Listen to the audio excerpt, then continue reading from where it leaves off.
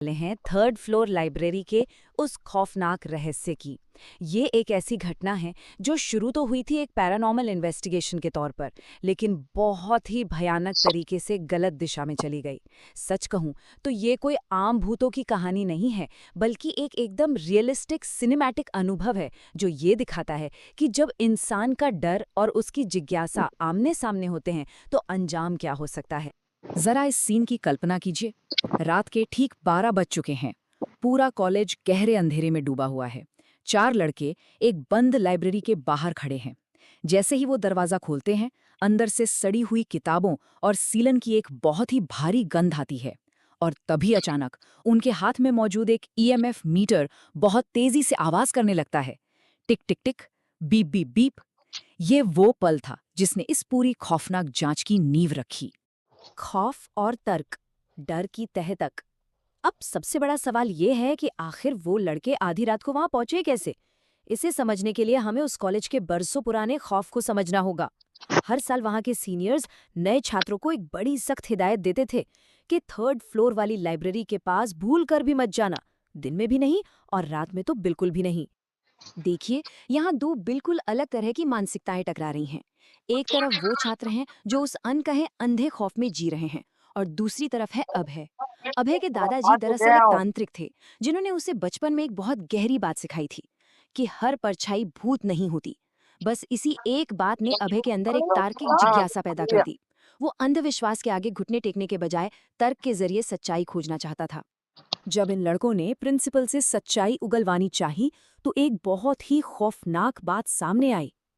12 साल पहले शेखर नाम का एक जूनियर लाइब्रेरियन उसी लाइब्रेरी में सुबह बेहोश मिला था। उसकी आंखें फटी की फटी थीं, पर वो एक शब्द नहीं बोल पा रहा था।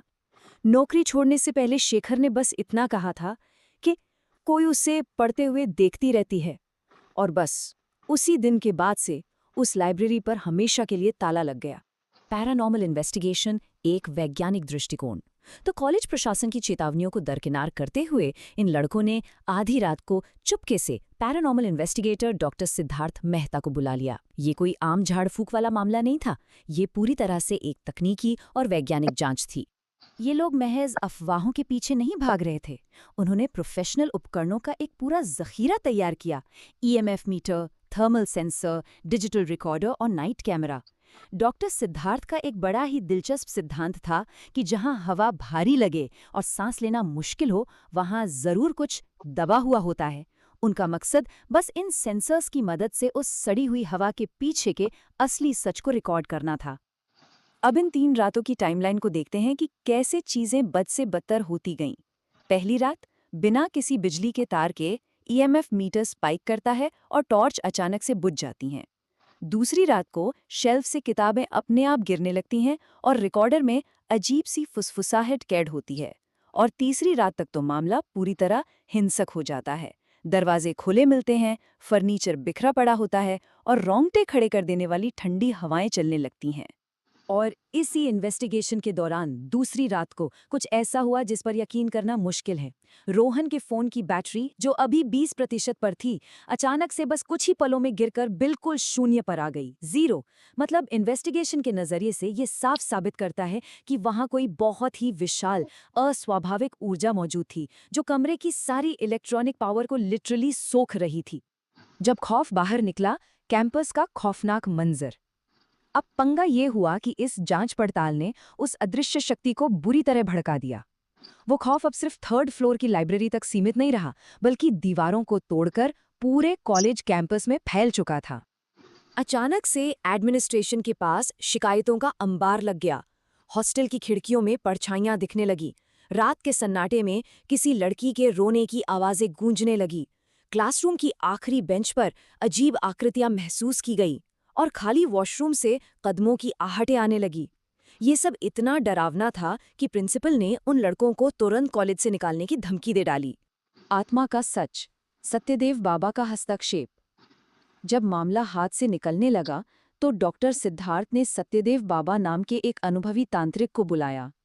बाबा ने कैंपस में कदम रखते ही एक बहुत ही खतरनाक सच उजागर किया। उन्होंने कहा कि वो आत्मा डरी हुई नहीं है, बल्कि वो बहुत ज्यादा क्रोधित है। यहाँ से जो शुरू होता है वो एकदम रियलिस्टिक सिनेमैटिक क्लाइमैक्स जैसा है। बाबा ने उस शक्ति से संपर्क करने के लिए एक बहुत ही व्यवस्थित तरीका अपनाया। लाइब्रेरी के दरवाजे पर नमक की रेखा खींची गई, मोमबत्तियां जलाई गईं और पारंपरिक संस्कृत मंत्रों का जाप शुरू हुआ। अचानक से कमरे का तापमान तेजी से गिर गया और ईएमएफ मीटर फिर से चीखने लगा। और तभी डिजिटल रिकॉर्डर में एक बेहद साफ और खौफनाक आवाज कैद होती है। मुझे यहाँ बांध दिया गया है। ये इस पूरी इन्वेस्टिगेशन का सबसे बड़ा ब्रेक थ्रू था। और पता ये आवाज किसकी थी? ये उसी जूनियर लाइब्रेरियन की आवाज थी जो 20 साल पहले वहां काम करती थी। मतलब ये कोई आत्महत्या नहीं थी, ये एक हत्या थी। 20 सालों से दबी ये डरावनी सच्चाई आखिरकार सामने आ ही गई। उस लाइब्रेरियन ने एक प्रोफेसर के खिलाफ शिकायत की थी, लेकिन उल्टे उसी को दोषी ठहरा दिया गया। और फिर एक रात उसी लाइब्रेरी में उसकी हत्या कर दी गई, जिसे कॉलेज ने आत्महत्या बताकर रफा दफा कर दिया था। उस आत्मा का कभी अंतिम संस्कार हुआ ही नहीं, ना ही उसे कभी न्याय मिला। इसीलिए वो वहां कैद थी। अंतिम मुक्ति, रात 2:30 का अनुष्ठान। इस खौफ को हमेशा के लिए शांत करने के लिए एक बेहद खास अनुष्ठान की जरूरत थी, और बाबा के मुताबिक ये अनुष्ठान ठीक उसी जगह होना चाहिए था जहां वो हत्या हुई थी, यानी उस लाइब्रेरी के बिल्कुल बीचों बीच। रात के ठीक 2:30 बजे बहुत ही सटीक तरीके से कुछ रिचुअल्स फॉलो किए गए। लाइब्रेरी के बीच में हवन कुंड बनाया गया, उस आत्मा का असली नाम पुकारा गया और उसे नए कपड़े और ताज़ा जल अर्पित किया गया। इस पूरे विधि विधान के बाद आखिरकार उस आत्मा को मुक्ति मिल गई। जो ईएमएफ मीटर और रिकॉर्डर पिछले 3 रातों से चीख रहे थे, वो हमेशा हमेशा के लिए शांत हो गए। तो अंत में जब 3rd फ्लोर लाइब्रेरी की ये धूल बैठती है, तो ये पूरी घटना एक बहुत ही बेचैन कर देने वाला सवाल छोड़ जाती है।